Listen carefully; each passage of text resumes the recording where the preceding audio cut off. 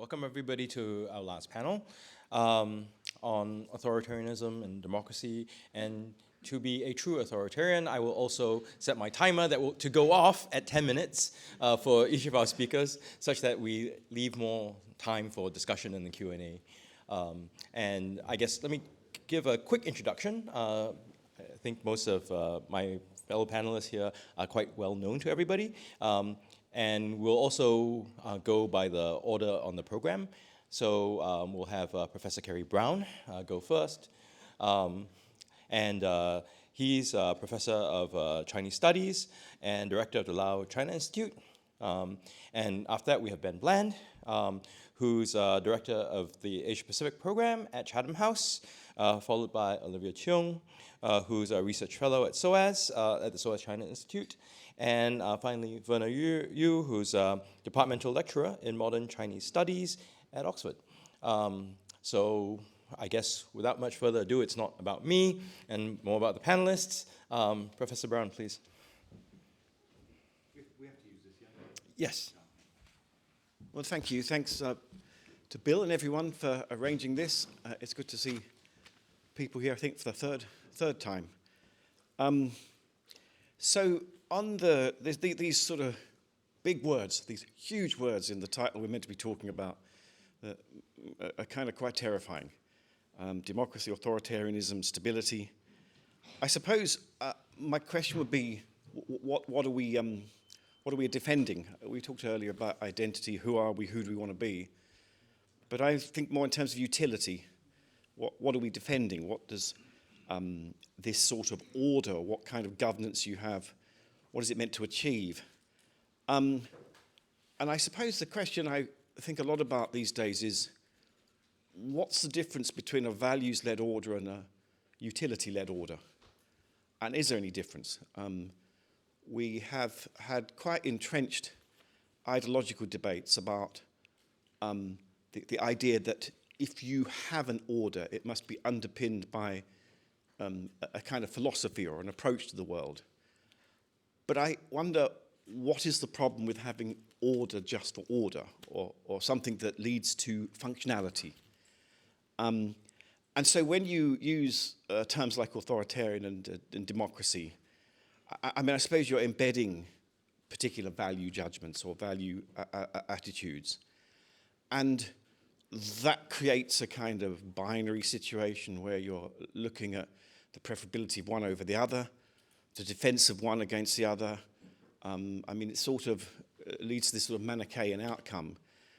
And I don't know whether the way to avoid that is just to say, do we need to even continue to think about, a kind of the idea of a sort of global order which has to have values to make it enduring and sustainable.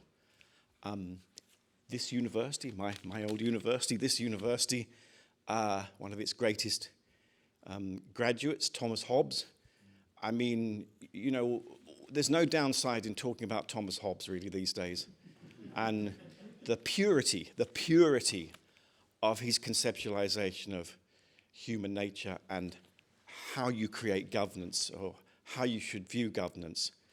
And so I think if we kind of look at this Hobbesian view of what do we want to defend, what do we want to achieve, to be honest, actual functional order, I think, is the common thing. We want functional order across whatever governance system that we have. The two things that I would finally say about the differences, the first is that whatever kind of political system countries have now, the architecture of technology or the ethos of technology, I think does bring huge questions. Any government has a functionality and a capacity now which is far more than ever before. I mean, people go on and on endlessly about, is Xi Jinping the new Mao Zedong? But Mao Zedong didn't have any of the technology that Xi Jinping has. And God knows if he'd had it, that would have been the kind of end of, that would have been quite a thing. The party to end all parties, literally. So I think technology is enormously important, and the ambiguity of technology, the fact that its functionality is, it can be good or bad depending on how it's used, and the fact that that lies at the heart of trying to deal with transnational issues like climate change and, kind of the challenge of AI. It kind of creates a commonality, because it's a commonality about what you do about these things, and that brings us back again to the sovereignty of order, the fact that it's order that is sovereign, not a kind of particular political constellation that you can call authoritarian or democratic. And finally, I guess, one of the kind of things that is striking about the Chinese order, or the Chinese sort of worldview now, is that it's a really pure form of capitalism. It's probably purer than any capitalism ever kind of, practiced in the West. It's a capitalism that's stripped of labor rights, a capitalism which is kind of largely stripped of social welfare. These are this is why it's really difficult to talk about the Chinese role in the global order, because it kind of has selected things that are quite familiar and quite borrowed from European and American partners or countries, but it has made them extreme. It's made them very, very pure. And if you look at the kind of problems in Xinjiang or in governance generally in China, if you look at the role of technology and the role of this very pure form of capitalism, it's not that it's dissimilar. It's not its dissimilarity to our system, but its similarity, which is the really tricky thing. We're kind of having a massive row with someone who does capitalism better than us. The world's greatest capitalist is a communist country. That's one hell of a punchline. So I think those are the things that I think about. The only thing I can conclude is read Hobbes, read him, reread him, reread him. He's the great enlightener, I think, on these issues of order and an order without underpinning values, which I think is going to be the new norm. Thank you. Thanks. Great to be back here again. I'm going to be a bit more specific. I'll start talking about Southeast Asia's biggest democracy, most populous democracy, the world's third most populous democracy, Indonesia, which went to the polls in February 14th, Valentine's Day, which I think they picked deliberately because they like to have fun festival of democracy during Indonesian elections, which are national holidays. Our election should also be a national holiday. And it's a year of elections, but I think Indonesia was one of the most interesting ones. So I'm going to start talking briefly about that, then a bit about democracy in Southeast Asia, and then some of the implications of that or not for geopolitics. So there's a lot of fear now about the future of democracy in Indonesia, which has broadly been a really successful democratic transition since the fall of Suharto in 1998. Why are people afraid? Because of the person who won. His name is Prabowo Subianto. He's a former Special Forces general, and he won 59% of the vote in a three-horse race, which is cephalogically incredible as a result. He won in one round with no need for a runoff. Why are people concerned about Prabowo? I think there's three main reasons. For those of you who don't know about him, first is his background. So he was a former Special Forces general, implicated in a lot of human rights abuses, from the alleged kidnapping of activists around the time of the fall of Suharto, various accusations about what he got up to during counterinsurgency operations in Papua and Timor when it was a province of Indonesia. He was denied a visa in the US because of his track record, but maybe in good company with Narendra Modi there, which is interesting. He's also a former son-in-law of Suharto, so he married Suharto's daughter back in the day when he was a fast-rising young military officer. Secondly, there's his track record as an electoral and democratic politician, because Prabowo has been active in Indonesia's democracy for the last 20 years. In fact, he's lost at least 3 or 4, 5 elections, depending on how you count them, on his way to eventually winning. And he's been an ultra-nationalist, rabble-rousing speeches, and he's often criticized Indonesian democracy for having gone too far.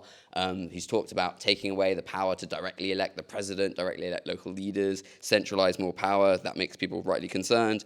And thirdly, it's because under the current president, Joko Widodo, otherwise known as Jokowi, democracy or democratization in Indonesia has somewhat sort of withered on the vine, I guess you might say. We've seen an increase in judicial interference, not least with the decision of the Constitutional Court to get rid of a 40 years age limit to be a vice presidential candidate, which, lo and behold, allowed Jokowi's 37-year-old son to become vice president. And it just so happened that Jokowi's brother-in-law was the head of the Constitutional Court. We've seen a kind of increased targeting of activists and journalists by law enforcement, similar to India somewhat, and just generally an erosion of already quite limited channels for opposition within Indonesia's parliament. So I guess the concern is when you hand that picture to someone like Prabowo, what does it mean? But I think there are reasons, I wouldn't say for hope, but for balance and context in understanding these risks. Firstly, I think we have to accept that Prabowo did secure power through the ballot box, through free and fair elections, and a lot of bloody persistence on his part. He also won power largely because of his pledge to continue Jokowi's really popular economic programs. So Indonesians voted for him not because they want him to dismantle democracy or dismantle direct democracy, but because they want him to continue building infrastructure, continue with programs to give rice to the poor, extending access to health and education. And Jokowi has some of the highest sort of end of second term popularity approval ratings of any leader in any democratic system anywhere in the world. And I think the last thing I'd say, which is a more general point, is that democracy isn't some sort of museum piece in the Fitzwilliam Museum, and the state of democracy depends on how well elites look after it. So if elites sort of don't look after it and it crumbles, then it's in a really bad state. Democracy is a raw fight for power within elites, between elites and the public. And I think that's been the case in Indonesia ever since Reformasi, since 1998, and the fall of Suharto. And one important thing to understand was that Indonesia in 98 opted as a society for reformasi, reform, not revolusi, revolution. And that meant that the rules of the game changed. So they brought in democratic elections, decentralization, etc. But the players, including Prabowo, stayed the same. No one went to jail for what they did in the past. There were no investigations into human rights abuses, corruption of the past, any of that stuff. And I think there wasn't an explicit debate about it, but it was ultimately a choice, because revolusi, as Indonesia saw in the 60s and at other points in its history, would have meant mass bloodshed. So you have that original sin, basically, of reform. And I think Indonesians are still fighting over power. And I think what happens with Prabowo and democracy will be determined by what Indonesians do. Do they like what he does? Do they contest it? So while the channels for opposition are reduced, I still think there are plenty of them in Indonesia. So that just gets me on to the broader point about Southeast Asia. There is this narrative about backsliding, democratic backsliding, as there are in many other parts of the world. And I just think it's not a very helpful way to understand what's going on. It's too Whiggish. I studied history here and learned about the Whig view of history, and democratic backsliding implies we're on this trajectory to sort of perfect democracy, which probably looks like us because we're so great, of course. But obviously the world doesn't work like that, so that's the first problem.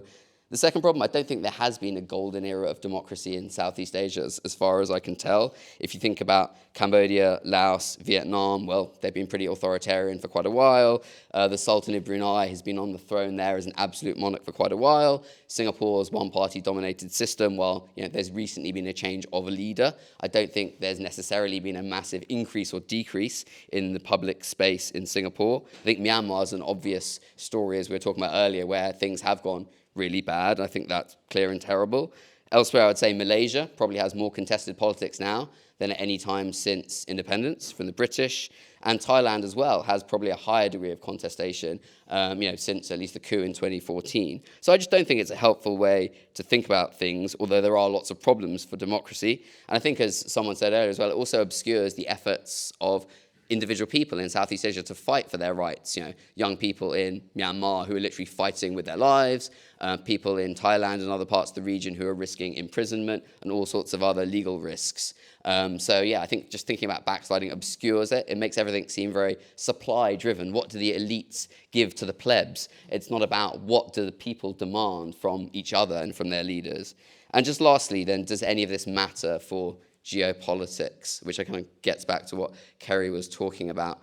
I think Southeast Asia is clearly geographically and in many other senses at the heart of this contest between the US or the US alliance system and China. So does democracy and the extent of democracy in Southeast Asia make any difference there? I think from a Western perspective, it does at the margins. Of course, all our foreign policy is hypocritical, that's a given.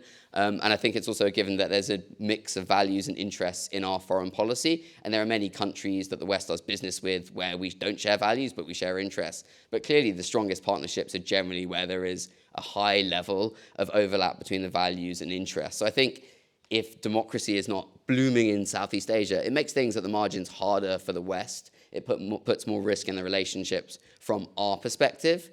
Does it matter to China? I think much less so. China's diplomacy in Southeast Asia has been increasingly nimble. They were quite happy to work with Aung San Suu Kyi in Myanmar and the National League for Democracy.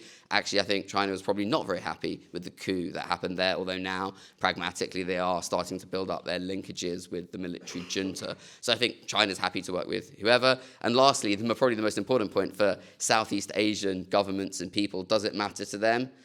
Probably not. And I think even in the democracies, and I've done public polling in Indonesia on this question, Indonesian citizens and Indonesian elites don't tend to see the world in the kind of Manichaean terms that Kerry was talking about. It's not a useful way for them to think about other countries. Are they good or bad? Are they in the axis of evil or are they like-minded? It's just not how people or governments think about their relationships with the rest of the world. So therefore, I think it probably matters a lot less than people think, but it probably matters more to the West in our relationships than maybe it does for the region looking back at us or for China's part of the competition. So I'll leave it there. Thanks. All right, thank you. Right. Thank you, Kerry, and thank you, Ben, for your remarks. So what I'm going to do in my 10 minutes is to first talk about major political changes in China under Xi Jinping, a very quick summary on where things are. And then I want to look at, attempts of political reform before Xi Jinping, or to put it very differently, China's recent history with political pluralism, even if it is short of liberalization or democratization. And after that, I want to go into looking at, a speculation. What would post Xi Jinping China be like? A big if, China is to engage with political pluralism again, what might the signs be? What would we be looking for, and how may that look like? Okay, so starting with Xi Jinping. In March 2018, there was a historic decision in the People's Republic of China, which was the abolition of term limit for the office of state chairman. And that being a term limit that was put in place in 1982 when China stepped out from the Mao Zedong era and entered a period called reform and opening up that produced the China that we've become familiar of today. A China that, take on more and more capitalistic ways of doing things in its economy and opened up to the world for trade and investment, and also improving ties with the West. So it was in that context, in 1982, that the term limit was introduced. In 2018, it was gone. In October 2022, Xi Jinping assumed his third uncontested term as the General Secretary of the Chinese Communist Party and also the Supreme Leader of China. And without further elaboration, it's already clear and repeatedly discussed in this room that Xi Jinping isn't a fan of political liberalization or democratization. It's not really his cup of tea. His vision, I would summarize, is to create one China, one people, one ideology, one party, and one leader. And this really encapsulates the gist of the political thought of Xi Jinping, or Xi Jinping's own worldview or vision that is being elevated to be the state ideology of China. So this is Xi Jinping's China, and this is where China is now, and how China was before Xi Jinping then. I want to look at some interesting and significant attempts of political pluralism in China before Xi Jinping that I think are too often forgotten in our understanding in the scholarship or in popular discourse when we talk about China and political changes. So first, I want to bring your attention to Guangdong province and to a place called Shenzhen. And the territory that we call Shenzhen today in the 1980s was actually divided into two parts. One part is called Shekou, the other part also called Shenzhen. So these are very small areas in southern China. And back in the 1980s, when China just opened up to the world for trade, these two areas were being designated as economic zones, or called special economic zones or special industrial zones. And when they were granted that status by the central government, they were being told very clearly that you're not going to try political reform. You know, economically you can be different, but politically you are to follow the ways of the mainland. And that was made in very clear terms. But what we see is that the local leaders got very creative about their mandate. So in Shekou, throughout the 1980s, they have been a really vibrant zone of political reform, including putting into practice direct election and a vote of confidence in secret ballot for the management company of Shekou, which in fact functioned as the de facto territorial government of the zone. Because Shekou, this region, wasn't ruled by a territorial government, but it is ruled by a company called China Merchants, which is actually the company that operate major ports around the world under Xi Jinping's Belt and Road Initiative. And what is not known about its history is that its leader, Yuan Geng, actually pioneered this extremely controversial political reform, which resulted in direct election in Shekou involving over 1,600 long-term workers who were enfranchised, including those who are not party members.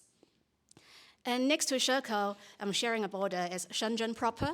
And Shenzhen deliberately delayed in the 1980s setting up the People's Congress, which is the legislature of China, and another organ called the CPPCC. You can look it up online. I won't repeat it, what it is in full form, too long for me.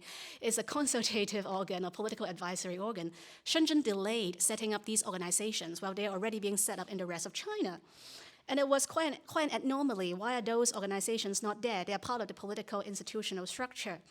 And from my research, what I found was that Shenzhen's leader have very strong intention to emulate Hong Kong's semi-colonial, semi-autocratic, semi-democratic legislature that was being gradually put in place. So they are hoping to create what they call a legislative committee that would combine the function of a People's Congress and a CPPCC modeled after the Hong Kong model that would have a significantly more competitive element than anything that is seen in the mainland of China.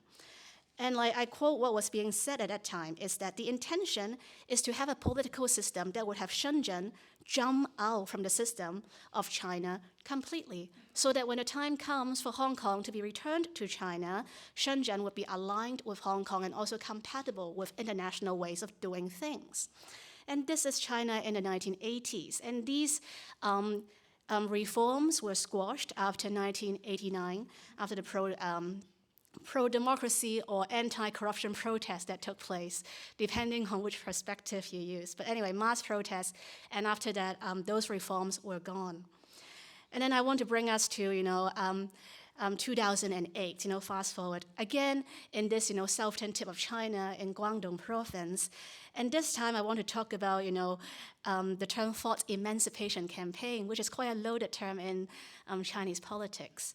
So the leader of Guangdong province at that time, a man by the name of Wang Yang, introduced what was called the Fourth Emancipation Campaign. And during the campaign, he invited a large number of intellectuals, scholars in China who are well known to be more critical, openly critical of the government, well known for pushing the boundary. He gathered them together to discuss, what should China be doing, where should China be going. And there were a lot of language that was used that you can no longer hear in China today, at least not publicly as such. So there were open calls for political structural reforms. There were questions about why isn't China following universal values. There are open calls for downsizing state-owned enterprises. There were discussions very explicitly so about how the Chinese government and the Chinese Communist Party are actually the greatest hurdle for China to, improve. And how for further changes in China, we have to look from within, look at the regime and start making changes there. So those are what was discussed. I mean, very, very bold language. And eventually, I mean, like without surprise, that was very controversial within the Chinese Communist Party. Those, bold talks, they didn't get implemented. Guangdong eventually compromised, and what the reform that Wang Yang put forward was much more like, administrative streamlining, improving states' capacity, efficiency with an element of transparency, accountability, legal reform, NGO registration, access to legal aid, government information openness, and so on. So not the kind of, like political liberalization that we might think about, but nonetheless about, putting government power under more checks. So what about Xi Jinping then? I mean, we know about his autocratic credentials quite well. So Xi Jinping has, closed the scope for political pluralism in China quite firmly. So we talk a lot about what he has taken away from China, but I think what is really important to appreciate is also that he has put in something new. He has provided a new paradigm on how he wants to bring China forward.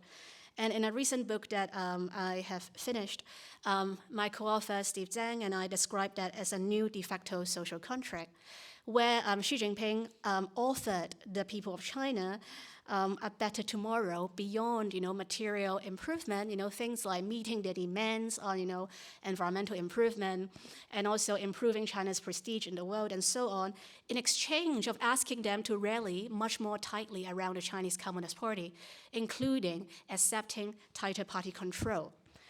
And I think what is really important to observe is that it was on that basis that, the very harsh crackdown on Xinjiang took place.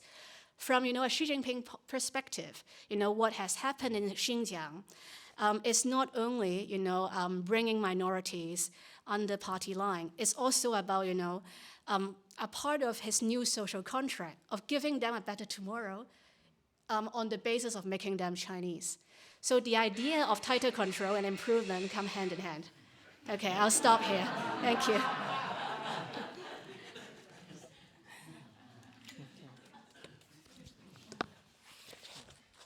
So thank you very much again, Bill and Shanali, for giving me this opportunity to speak here. So I'm going to talk about a little bit about democratic backsliding and authoritarian shift. I believe that there is such a thing as democratic backsliding and authoritarian shift. And the authoritarian shift, as Professor Brown pointed out, that these days is really aided by modern technology. The EIU, Economics Intelligence Unit, they publish a democratic index every year. And it rates 167 countries and territories based on 5 measures.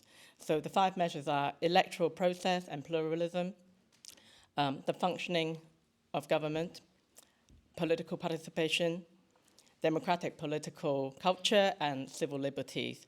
So based on these measures, the latest EIU Democratic Index in 2023 shows that a whopping 39.4%, that nearly 40%, are under authoritarian rule.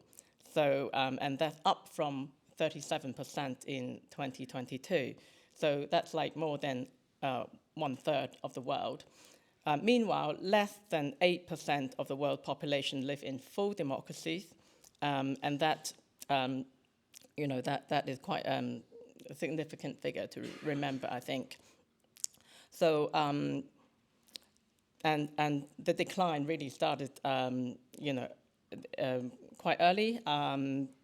But what was quite significant is that a sharp decline happened in 2016, made worse by the curtailment of civil liberties during the pandemic.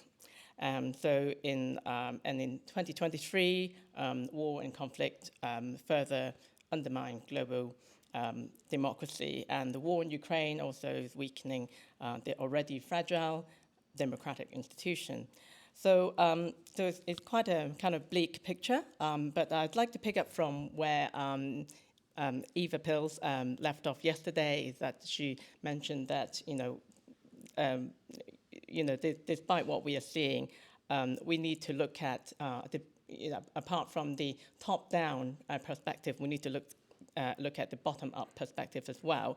So as scholars and students of geopolitics, we tend to focus on the autocratic rulers and their unchallenged powers. And we absolutely must pay attention to these. But having been a journalist for 20 years, I have a different vantage point. My observation based on empirical work is that autocracies are not without cracks, and no matter how suppressed a society is, there are always people who hold on to their beliefs and values. So even within these confines, there are still people making efforts to hold on to their ideals, to serve the community, and to offer services outside the state parameters, and people who resist and refuse to be completely crushed by the regimes. So the civil society, they might have shrunk, but it's not completely eradicated. And thanks to market economy and then more social freedom that people have these days, their personal space has not been completely eradicated, and autocracies are not invincible, and no political systems are without cracks. So as a historian myself, I would always like to point out that contingencies play a vital role in the development of history. So there's no such thing as a perfect dictatorship. No regimes are omnipotent. And precisely because of the unpredictable nature of contingencies, I think authoritarian regimes tend to have an acute sense of threat, and they tend to take preemptive or quick action on putting out any expressions of discontent. So why does it matter to people who study geopolitics? I think that because history is full of contingencies and unintended consequences, so they're always the unexpected, and I think this is what we should, always bear in mind when we are studying geopolitics. So, so even for countries with tight physical or online security surveillance, there are always people who risk their safety to express themselves or do what they believe is right. But having said that, I'm not saying that because there are these expressions of these protests or these people kind of speaking up on their belief. There's a civil society, a limited one perhaps, that is still alive, but I think, and then when the authorities perceive these threats, it's not what I mean to say is that these are isolated expressions or isolated kind of pockets of protest. It does not, in my opinion, necessarily follow that these will develop into democratic movements, because as we're saying, that the authorities exercise a very effective kind of surveillance system. So even if there are isolated kind of expressions or protests, they're usually quite quickly put down and eradicated. So what I mean to say is that there's still a civil society, even in very kind of restricted environment, but it doesn't necessarily follow that they will develop into democratic movements. Okay. Very good. Okay. Thank you. All right, everybody kept their time, and even better. So that, of course, leaves us with lots of space for Q&A. I think to get the ball rolling, I'd like to offer a provocation to my fellow panelists. I think what we've heard so far is, starting with Carrie, is we've talked about order in a sort of descriptive sense, right? What does order look like? But then very quickly, as we sort of move down the panel, we start looking at order in a normative sense. And in fact, this is also in Kerry's sort of description, because if you look at Hobbes, right, he's writing against the backdrop of the English Civil War, and normatively, what was most important for Hobbes was stability.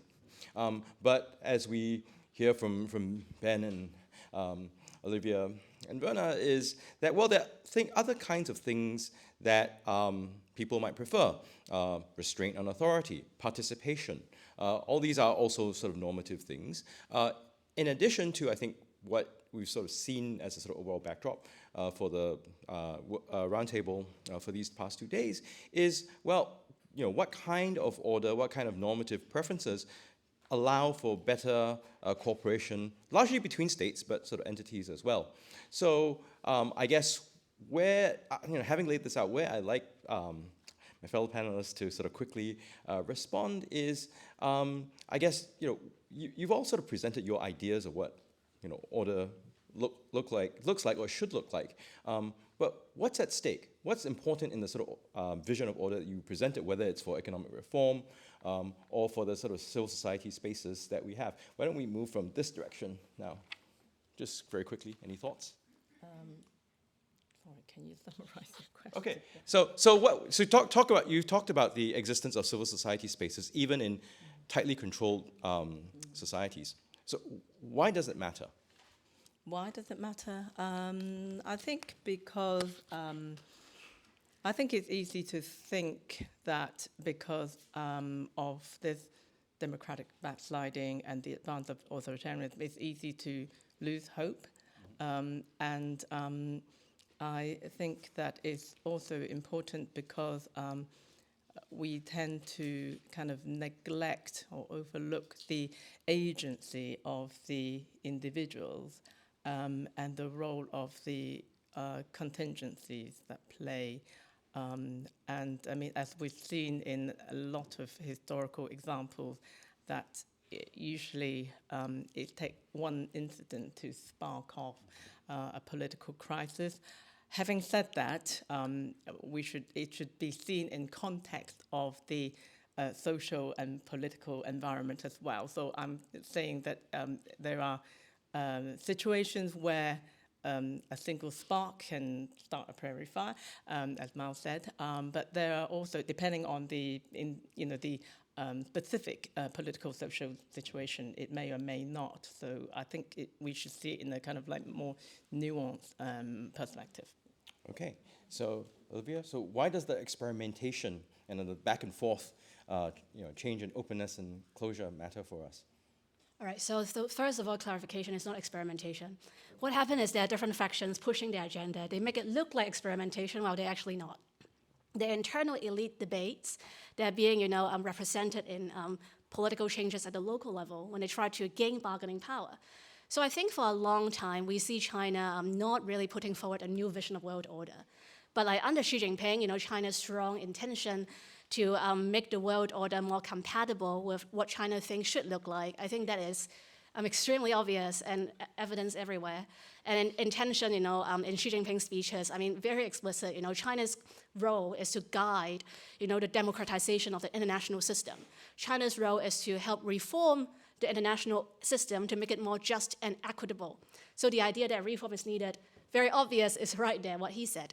But like the period that I'm talking in, before Xi Jinping, one reason why China didn't put forward things like that is that China doesn't really know what order it wants. Internally, there's a lot of debate, disputes within China, like what should China be like? Where should China be heading? I give you a snapshot of 1980. Then there's 2008, political reform, are we doing it? How do we do it? What does it really mean?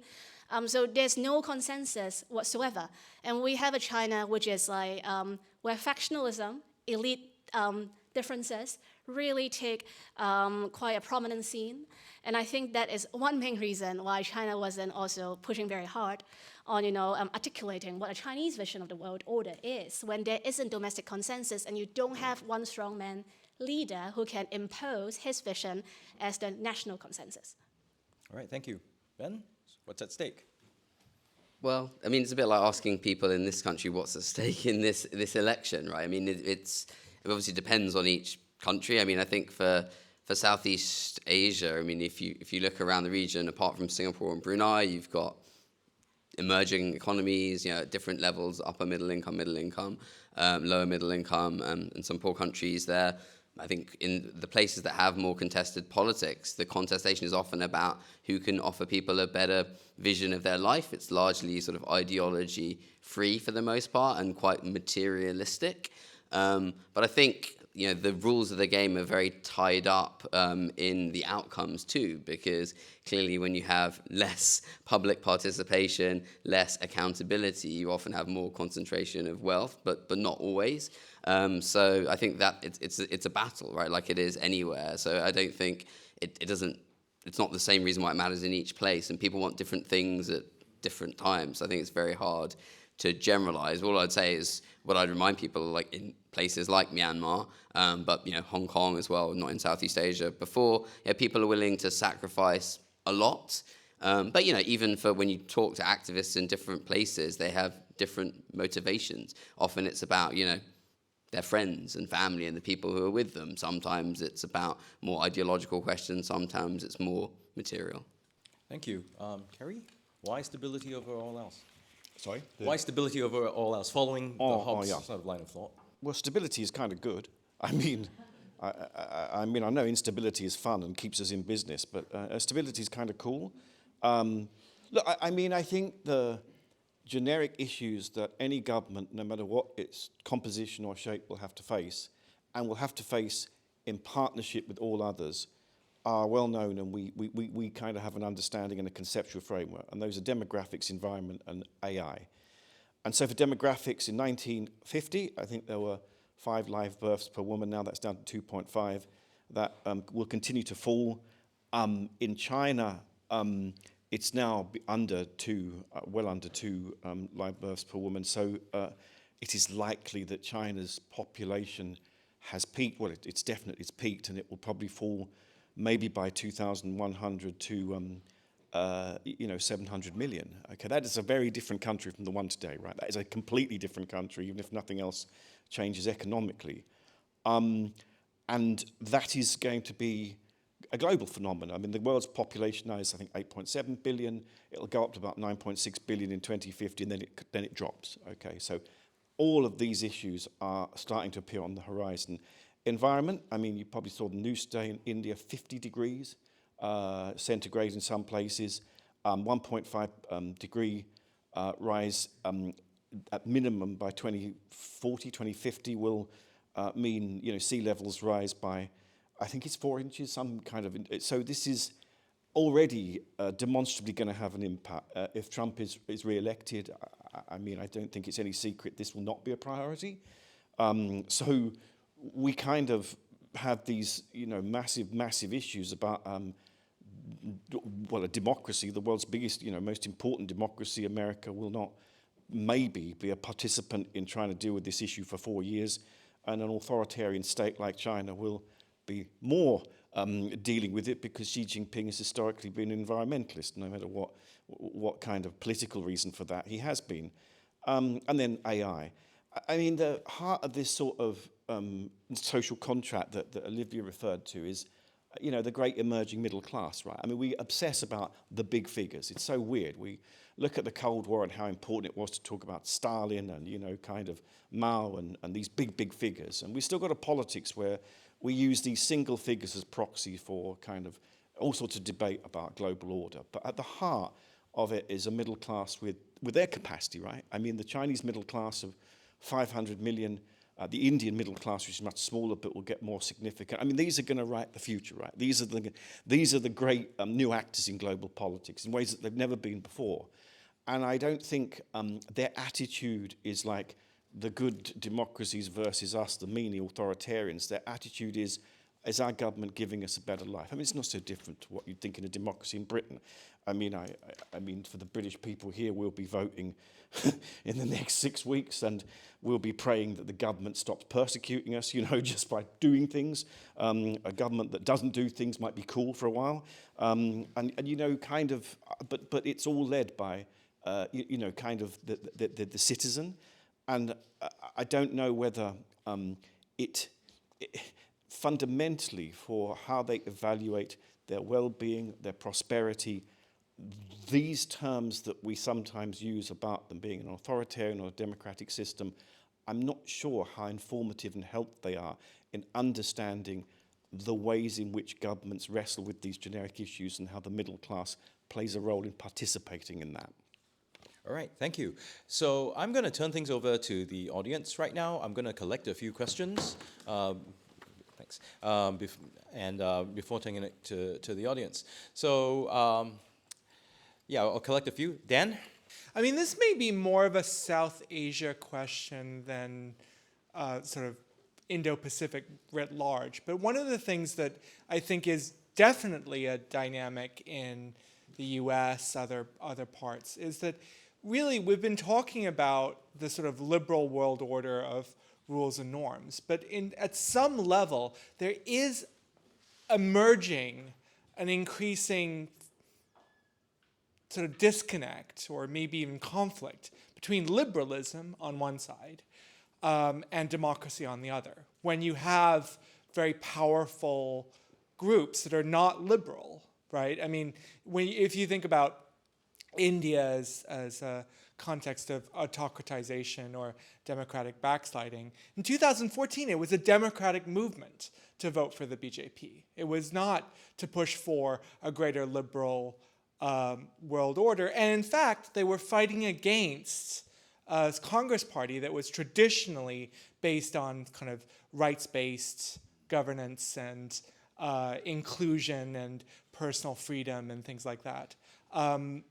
You see this in other parts of the world too, when you have Islamist movements, the Muslim Brotherhood, what happened with Egypt around the Arab Spring. So I mean, in part, I think that if you take the perspective from South Asia, it would be something like the liberals are a minority, usually elites, who are sort of defending a certain version of kind of liberal civil society against large groups of people who are very motivated to vote, but are not interested in voting for the continuation of elite liberal civil society. So I'm just sort of curious to, I mean, I think especially Ben in terms of whether that sort of chimes in Southeast Asia at all, but also just generally about the sort of tension between when we talk about the liberal world order, liberalism, versus democracy, which is a very different sort of political force. Anyone else before? Yes, Eva. Thank you. First, to Carrie's very clearly articulated argument for a value-free order. I guess that one of the standard sort of responses to this surely would have to be to point out that any effort to create that order will confront us with moral and ethical choices, and that, say, if you want to create a society with that is better ordered in the sense of having less crime, it would be a good idea to lock up all young men from whatever caste or social grouping in society is statistically most likely to perpetrate crime. And that, in a certain sense, if you'll permit me, gets us quite close to the camps that Olivia, in her presentation, very briefly mentioned, to the idea of essentially creating order, or of course, it would be put by the government in question as a matter of aggregate happiness by disciplining people into, in this particular instance, becoming more Chinese. So I guess the point that I'm making is that there are inescapable value choices, principal choices to be made, and that I think is a bit of a problem with the utilitarian perspective you propose. I'd be, of course, interested in your view, but would also want to very quickly just point out that, of course, Hobbes is also a really important precursor of Carl Schmitt, whose ideas of order had problematic consequences. And perhaps, if I may, very quickly, just ask about Olivia's presentation. If we try to imagine this pluralistic post-Xi China. What a nice idea. Can we say more about the institutions that would need to be put in place, or the institutional changes that would need to be put in place to create it, and in particular, what would be the status of the party in that order? And if very briefly, I'd be very interested, if Werner, if you would like to comment, in how you would see the significance or otherwise of the still relatively recent blank paper movement in the context of your comments. Thank you. All right, Bill, do you have a hand up just now? No? Okay, so, right in front. Thanks. Werner, I wanted to sort of echo what you were saying about the importance of thinking about the statistical representations of how far democracy has been challenged, but also to pick up on Dan's point about liberalism and ask the question, why is not only authoritarianism on the rise, but why is liberalism itself in such a defensive crouch at the moment? Because we've heard from a lot of writers, we think back to John Mearsheimer making the argument that liberalism is really something that can't be exported. It can't be part of any international agenda, that it works in certain state-based situations, but its universal validity is now under question. David Brooks last week in the New York Times made the argument that liberalism doesn't work because it's sort of too bland, it's colorless. It doesn't have the kind of affirmative pull that some of these rival ideologies have. Which then leads to the kind of speculative question, well, how much of this is because liberalism as a political idea gets confused with liberalism as an economic concept? Neoliberalism, of course, so obviously discredited by the 2008 financial crisis, and the sense that it underscores the idea of individuals lacking agency because the market is so powerful. So I come back to this question, what are the ways in which liberalism as an idea, as a political idea, can be reinvigorated? Do we need to go back to a form of classical liberalism? Is liberalism powerful not only because it protects rights, but it creates the space in which ideas of human progress and human perfectibility can be developed? Kerry, you rightly mentioned Hobbes because of his emphasis on creating order, but he also, at least my understanding, valued order because it creates a safe space in which the individual can flourish. But that then brings us back to this question, what does it mean as an individual to flourish? It's not just about material satisfaction, it has to be about something bigger. So a question to you, Kerry, who amongst the sort of philosophical canon could be a complement to Hobbes? Is it Mill, or do we need some other type of political thinker? All right, well, why don't we start with Kerry? We'll take a next round. People could answer quickly. I mean, I guess we could say Confucius. I don't know. There's no people in the Chinese embassy, so I don't get any brownie points for that, do I? I mean, so just a very contemporary point on liberalism. Okay, in 2008 and the great, financial crisis, when Chinese investment started to really appear in Britain, I remember in the City of London, people were saying, we don't need to fear Chinese investment coming because it will have to perform according to our rules and regulations and laws. And so it doesn't really matter, it doesn't matter where it comes from. It has to obey what our norms are. And that confidence is obviously gone now because we now have all sorts of restrictions or kind of sort of vigilance and surveillance on what comes and how we can deal with it. And so, I mean, in quite a short period of time, we have moved in the West from an offensive sort of, and I don't mean offensive as in rude, I mean offensive as in proactive kind of attitude of values, sort of kind of promotion to a very defensive mindset. We're very defensive. And as an example of that, the astonishing idea by a democratic government in a liberal country like Britain that there should be legislation about foreign interference, that academics and universities should, kind of report or need to report on contact with foreigners that might, be construed as attempts to interfere. I mean, this was, something that universities didn't seem to kind of kick a great deal of fuss about. I find that astonishing.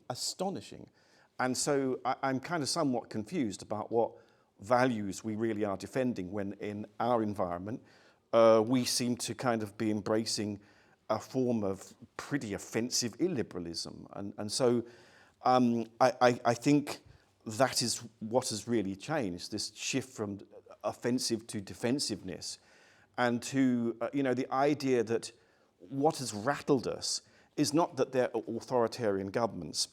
What's rattled us is that these authoritarian governments they have an impact on us. They're somehow changing us. And I think that has created all sorts of, confusion. Your point, Eva, I think you're right. Morals, once upon a time I would have completely agreed with you that the good order, the good structure should be underpinned by a kind of moral order, that there's a teleology, right, that we are going towards, a kind of better situation, right? But I don't think that that's true. I think that it's extremely contingent and provisional, that every step of the way there's always the possibility of, kind of returning to where we once were. There's no sort of teleology. And I don't really, Wang Huning, so the great architect of identity with Chinese characteristics, Wang Huning, has, I think, added this sort of layer of, cultural security, right? Your greatest sense of security is not your physical security, but defending who you think you are. And the idea that, Marxism, Leninism should also have a sort of cultural dimension. This is like its spiritual aspect, and he's been the architect of that, has been incredibly effective. So for your question, John, finally about what is this whole sort of material system creating for people to be able to flourish and do better? In China today, it's created the sense of, well, it makes you great Chinese. That you have a sense of feeling good about your identity and who you are. If you remember in Francis Fukuyama, a book I always used to cite and had never read happily until a year ago, when I did read it for a sense of moral obligation. And one of the arguments in this book, of course, is that democracy makes you feel happier. I think that that's obviously highly contestable now. Democracy does not necessarily make people feel happier.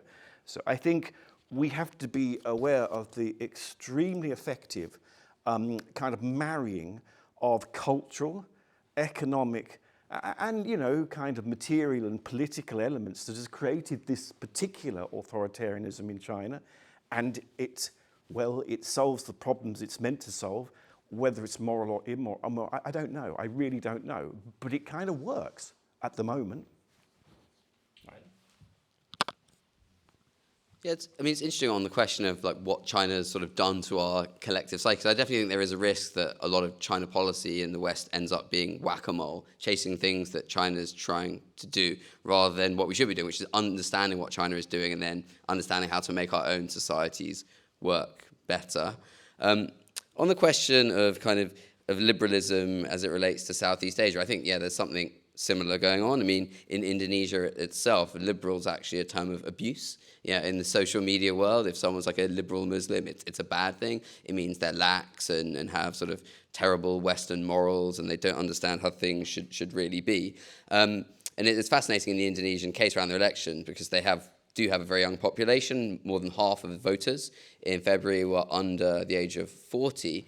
And there was a small party called the Indonesian Solidarity Party that was set up supposedly to espouse something like sort of liberal ideals, and it's just been a terrible failure. And young Indonesians actually voted for Prabowo more than any other demographic group by age, which is really interesting. So I don't think we see what we would expect to see. But then I would ask the question, why would we expect to see what we want? And I think if the basis for trying to understand Southeast Asian politics is sort of which 16th century philosopher from England most applies to how they ought to see the world, I think we're starting in the wrong place. So yeah, I think it's a difficult question. I think you have to detach a lot of the political liberalism from the economic liberalism, and it's true that we've given up on lots of the economic liberalism. So the World Bank and IMF, for decades in Southeast Asia and other parts of the developing world have said, don't have industrial policy, don't have export bans, you don't subsidize mineral production. These are all terrible things to do. And then countries like Indonesia did some of that. They actually attracted a lot of FDI, foreign direct investment, much of it from China, very heavily criticized. The EU and others brought cases against them at the WTO. And lo and behold, now the US and the EU and maybe the UK now, potentially the next government talking about securonomics, if Labour are to win, going to be doing much of the same thing. So I think, we've lost the self-confidence on the economic side for sure. But I think that never really had much play in Southeast Asia anyway, because if you look at the shape of the political economy, it's a lot of SOEs, a lot of crony capitalists. So there was never that much interest in the economic liberal ideas anyway. Right, so imposing sort of ideas from dead English philosophers and also dead from the state of blue philosophers on other parts of the world, it does seem very curious. But yes. Okay, I will answer Eva's question on how, a post-Xi Jinping China may look like. I mean, would it ever be possible for, the kind of political pluralism short of liberalization to return to China, and what are the signs, if we are looking at things happening in that direction? So first of all, a caveat, no one knows, what happened after Xi Jinping or how long that would last. I mean, Xi Jinping looks like his health is fairly robust. So, and constitutional and political hurdles that would prevent him from staying on have been sufficiently removed. So I think it's fairly safe to work on the assumption that he would be around for the foreseeable future, for the next 2 decades perhaps. So the difficulty about predicting the future, obviously, in this particular case, is also that Xi Jinping doesn't have, a designated successor. And in China, if we look at, the Deng Xiaoping model, he designated a few successors, and none of them turned out well. So Hu Yaobang didn't work, then Zhao Ziyang didn't work again. And then it was those, succession politics and repeated failure that I believe, have quite an important role in driving the decision of a military suppression in 1989. So, the succession problem in the Chinese case is a real one, and I think is potentially extremely serious and can be extremely chaotic. So how that one would play out, we don't know. But how might political pluralism return to China? I think what I really want to underscore here is the importance of internal divisions within the Chinese Communist Party and how that has been a major driving force for change. I mean, in a country like China, where the party has been around since the founding of the People's Republic in 1949, there are popular protests, grassroots stuff. But quite often, if those things linger on, it is because, there are powerful forces within the system permitting them to continue. So the kind of political changes that I described were made possible because there were powerful patrons on top supporting them. So they are manifestations of political pluralism as much as they are, manifestations of factionalism and party disunity. So in a way, under Xi Jinping, under any system, you have factionalism. And in the Xi Jinping China, what we see is different factions competing to outperform and outdo each other and showing loyalty to Xi Jinping. And this is a result of the incentive structure and political environment put in place. Now, if we have a situation where we see different factions, putting together different policy in, local area, and those policies are not just, better ways of implementing Xi Jinping's vision. You want COVID lockdown. I do this lockdown with this health code. I have a different app. I have, a 14-day quarantine, and you have fewer days, different border checks. These are different local experiments or models, but they are all within the same paradigm. Xi Jinping wants this. I have different ways of achieving what the great leader wants. If we have, a situation where there are different local models that actually offer a different vision on how China might look like, politically, economically, in terms of a societal level and so on, then what we are seeing is actually an opening up of factional politics in China and how faction is playing a role that can effect changes in the Chinese political system. That would be what I'm looking for. But other obvious signs would be, for example, the Chinese government really changing the way how it deals with ethnic minority, political minority, and so on. But I think what would be a more a subtle way is like factions and how it's being manifested. I think it's really key. Right. Well, although that contestation will be in terms of a lot of ethno-nationalism as well after Hubert. Thank you. I'll answer Eva's question regarding the blank paper movement. For those who are unfamiliar with the concept, it happened in late 2022 when China was under very heavy COVID restrictions, lockdown, and it was like a spontaneous, kind of quite a mass kind of protest against the COVID lockdown. And it was quite, it was kind of surprised a lot of people, including myself, who'd covered China for 20 years. And at that time, I did kind of wonder whether, it will kind of extend and expand into something bigger, but it didn't. It was put out really, it fizzled out within days. So first of all, I'd just like to kind of distinguish the difference between the call for freedom, call for an outburst of discontent. In my opinion, that does not equate a call for democracy.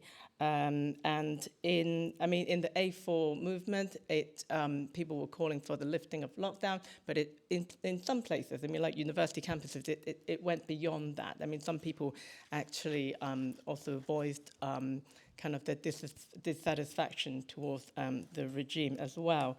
But nonetheless, why did it disappear within days? I think the more kind of immediate reasons are, number one, the authorities were extremely effective in surveillance. They have always been very good at surveillance, enabled by technology. But within a few days after the protest, police were stopping people on the street near the protest site, demanding to check people's telephone, and they did arrest a number of people they perceived to be to have some key role in kind of mobilizing the protest. So that was quite effective, and also the people who came out, they lack organization. It's not an organized movement. I would not. Some people call it A4 revolution. I disagree with the term revolution because it's not organized. And also, they were unable to, because of the surveillance, they were unable to carry on with the communications. They lack resources. So these are the reasons that I feel that's why it fizzled out so quickly. I would not deny the fact that the communities, like there was a sense of the fact that everyone was under this very draconian COVID lockdown. It created a sense of community. There was a lot of mutual help going on. I think that, and also the mobile phone played a role in kind of like getting people together. So these were the factors that kind of helped mobilize this A4 protest, but in the long run, it was not enough to make it a sustainable movement. So I don't know whether that answers your question. All right, you can go for another one. I see Lisa. Oh, hi. I have a question for Olivia. So during your presentation, you obviously kind of made a contrast between pre-Xi Jinping and post-Xi Jinping. And the thing is, we all know that before Xi Jinping, it seems that, you do have this kind of collective leadership where different elites, they share power among each other.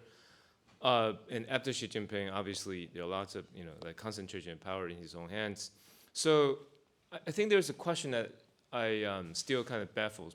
I was kind of baffled by this question that, if there is such a power balance before Xi Jinping, and in a sense, kind of checks and balances Chinese style? And why, in the process of Xi Jinping's political maneuverings or concentration of powers, why didn't you see more like resistance from other elites? You know, is that because those elites just were too weak to resist, or Xi Jinping kind of adopted certain kind of strategy to make them, you know, unable to do that? So I wonder if you have any ideas about this. Thank you. And then we have Isa in front.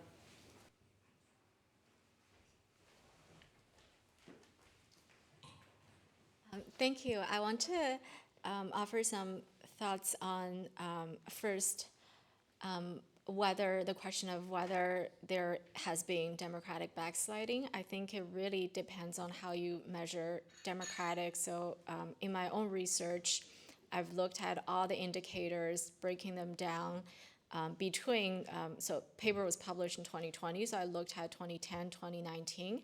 So if you measure democracy as fair and free elections in 2019, more countries in the world had fair and free elections than 2010. But if you measure democracy as rights of minorities and freedom of speech and association, civil society, media, then there was a decline between 2010 and 2019. So my paper calls it democratic decoupling. I'm not entirely satisfied with this term, but I think really this just means that democracy is such a tainted term that means so many things, and really we're seeing the improvement of some and deterioration of another. And the ones that are deteriorating, I don't know if I would just use the simple word liberalism to describe those, because again, liberalism is a term that's very vague to me. There is the classical liberalism and the liberal value, but then there is the liberals that call themselves liberals, who I don't really associate with all that much with the ideas of liberalism, and also depending on which period we're looking at. So on this question of, what do we do with liberalism, or what do liberals do with themselves? And I've been reading the history of liberalism, and I think so there's this book by Sam Moyn, the historian at Yale. The book is called Liberalism Against Itself, and the argument, I can see some sense in the argument that he's making is that during the Cold War, liberalism, because it was so scared of totalitarianism, of utopian ideology turning into repression totalitarianism, it really shed its original emancipatory utopian idealism in the kind of classical liberalism. And then, some of the people on the left, their idea is, if you look back to before the Cold War, liberalism and socialism were not mutually exclusive. So what if we kind of, bring back some of the more emancipatory impulses in liberalism? But I think at the end of the day, regardless of what the answer is, there's no question that liberalism is in trouble, both economic and political. And if you even just kind of read books like, How Democracies Die, and the answer is that, democracy has to guard itself and used to have tolerance and forbearance, and now it doesn't have anymore. So even kind of liberalism has become nostalgic, as opposed to, and while it criticizes conservatism, being nostalgic. But what I'm trying to say is that I think what Carrie was saying, and then part of Ian's question, I might be misunderstanding, but I think what I'm seeing is that there's got to be a very, very clear articulation of the values, even from the fundamentals, because I think the big words like democracy, autocracy, liberalism are not really doing it. And it's not to say values don't matter anymore. Even in the age where we talked about interest, right? Hirschman wrote an entire book how the people who wanted to make a value proposal for interest, there's still kind of value judgment and value articulation behind the interest that went into the free market trade and all that. But I mean, again, the point is, what exactly are the values?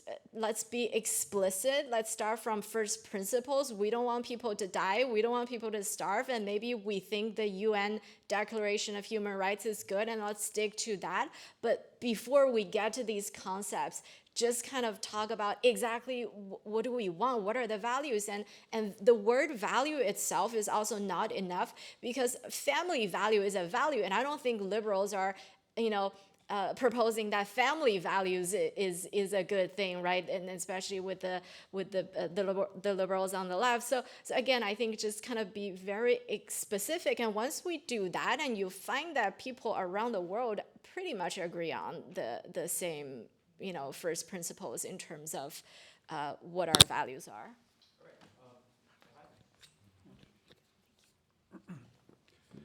Just to pick up on Olivia's points, I don't believe there's any possibility of any structural or political change while Xi Jinping is actually in power.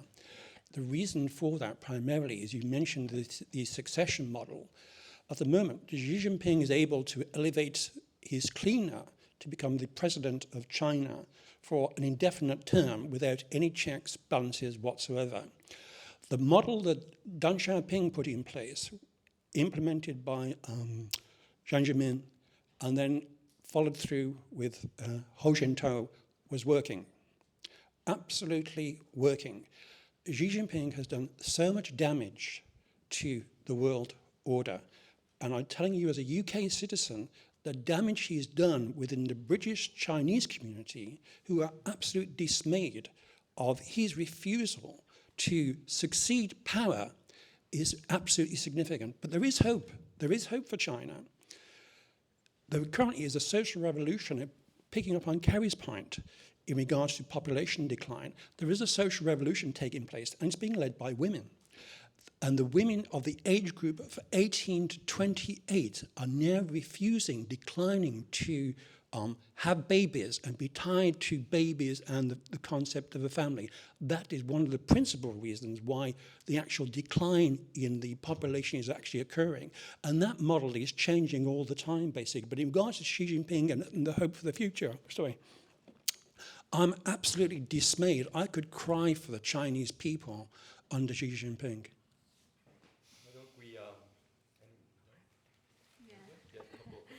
All right, I'll be really quick because I think my two co-panelists would have responses as well. Factions. Going back to your question, why were they not more resistant, against Xi Jinping's power centralization?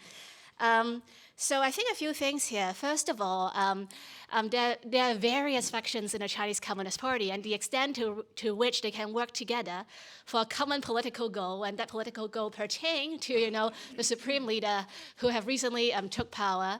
I think that there's a very risky business. I mean, that can potentially be talking about toppling the party. Xi Jinping came to power at a time when the party was at a very low point. There were various very bad scandals that really, shook the party's legitimacy. So at a point like that, whether factions want to, get together to, get rid of Xi Jinping, I think that is very, very risky from the perspective of party preservation. So I can see a strong, self-interest not to do that. And I think the political changes that I presented just now, one recurring, theme is that they are all within the party. Those are not about, regime changes. They're all about making the party more accountable, making the party work better, and so on. So I think whatever political changes we may see ahead, if chances are very high that they are within the current paradigm, but alterations of that. So if you look at what Xi Jinping did, I think one of the very important power moves that he did early on in his tenure in 2013 is really to go after Zhou Yongkang, who was a very powerful head of the Central Politics and Law Commission, responsible for China's domestic security apparatus. So Xi Jinping started an investigation against Zhao in 2013, and that was very significant because it broke with the norm of immunity for Politburo Standing Committee members that hasn't been broken of for over 2 decades. So the norm is actually, my reading of it, is to enable senior party members to retire peacefully in the belief that, you getting out of politics formally doesn't mean that there will be personal consequences coming after you. So the immunity from investigation, in my reading of it, is actually crucial for collective leadership to be preserved. Now, Xi Jinping, when he took after go after Zhou Yongkang, he showed that he is willing to not follow this norm, and I think that has a significant effect of shaking the top leadership. I think it was intimidation done in a very masterful way. And like the arrest of Zhou Yongkang opened up, the anti-corruption drive in the Xi era. I mean, under Hu Jintao, Xi Jinping's predecessor, and the guy before Hu Jintao, Jiang Zemin, they all did anti-corruption, but no one did it to any level that Xi Jinping did in terms of intensity, people arrested, institutional changes, creation of new organizations to do anti-corruption and so on. So I think all these have a chilling effect, and the number of people arrested, investigated, and so on, they make it much harder to go against Xi. And then there's also, the Xi Jinping thought, political ideology that Xi Jinping put forward.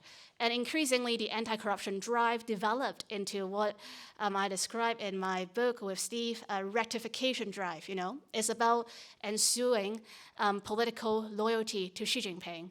Increasingly, it's about enforcing Xi Jinping's policy line.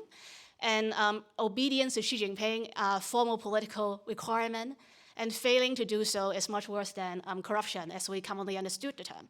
So the whole political landscape has changed since the arrest of Zhou Yongkang. And in this context, what it means is that if there is going to be a disruption to the equilibrium, it's going to be a much more disruptive disruption, not the kind of political changes that happen on the bottom level that are actually supported by powerful patrons. I mean, Xi Jinping has closed off that space, and the danger of that is if there is going to be discontent erupting out, if it is one that cannot be tamed by his security apparatus, then it's going to have a very significant destabilizing effect.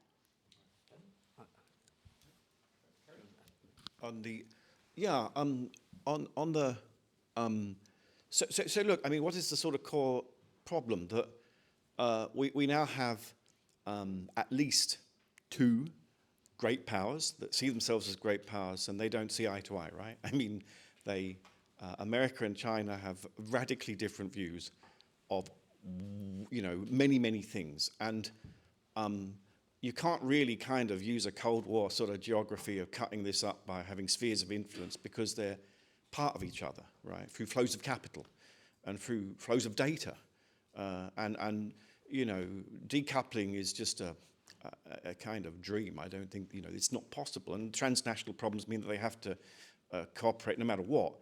So what would be, I mean, I'm not imposing the idea of a dead 16th century person, because actually Hobbes was 17th century, so I'm imposing a 17th century person. But I mean, what I'm doing is thinking, okay, like the legalists in the Warring States, right? Lord Xiang and Han Fei, you have an idea of an empty structure. So you have a kind of a structure in which these two powers can work together, and about how that is managed and how everyone operates within that system. Because I cannot see their worldviews being, you can't kind of create some synthesis, right? You can't deal with it that way. You can't really kind of deal with it by accommodation maybe, but you can't deal with it by, kind of creating some deeper commonality. You just have to accept a sort of realistic functional system. And where we find ideas for how that functional system works is helpful. Otherwise, we will get entrenched in deeply complicated cultural issues which will not be resolvable. I mean, they can't be resolved. So I think in the kind of going into the future, and this is not just about China, India also has a highly exceptionalist mindset, so do Indonesia and other countries in the region and elsewhere in the world. You think of a global order which is predicated on functionality, right? And the good thing is that we have consensus about generic issues that matter to people. The bad news is I think it is very hard to engage with those systems without feeling that they should mean more than just the way they function. I mean, it isn't an exciting way to think about the world, that it's just a place where we function, but then every day we get planes, we engage in international systems where we just do it with our belief systems because it functions. It doesn't matter whether, you know, it means anything more than us just using it for the things that we need as individuals. I think that happens all over the place, so why can't geopolitics be like that? Sure, assuming that we all agree on what the functions we prioritize are, which is not always going to be the case. No, no. Thank you. Okay, we have a little bit of time.